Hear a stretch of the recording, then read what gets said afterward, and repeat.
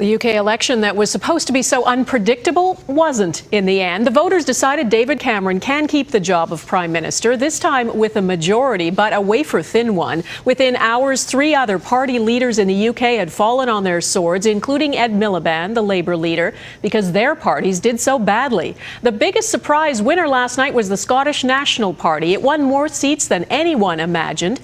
Our Stuart Greer was up late into the night watching it all. Stuart?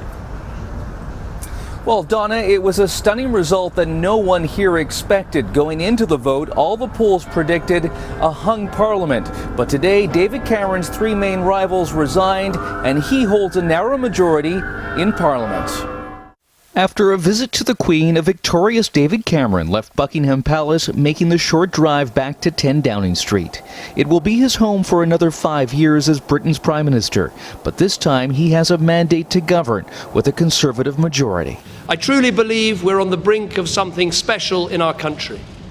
We can make Britain a place where a good life is in reach for everyone who is willing to work and do the right thing. The results were a political disaster for Cameron's opponents. His former coalition partner, the Lib Dems, were virtually wiped out.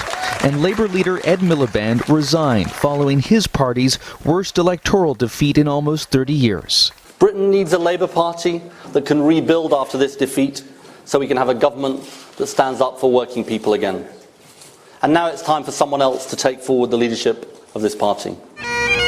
Labour suffered devastating losses to the separatist Scottish Nationalist Party, the SNP, which swept almost every seat in Scotland. Among those making history, 20-year-old Mahairi Black, who becomes the youngest British MP since 1667.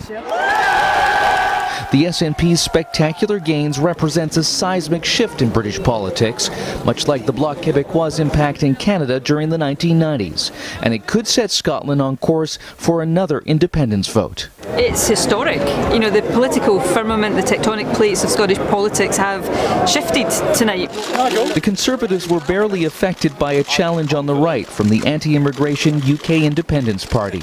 But to appease right-wing Tories, David Cameron now has to follow through on a promise to get a better deal for Britain in the European Union and hold a referendum by 2017 on whether the UK should stay in the EU. He's got a small majority, a rebellious party, and he now has to conduct that negotiation with EU partners, bring something home that can satisfy his party and put it to a referendum. It's going to be 2 very fractious years.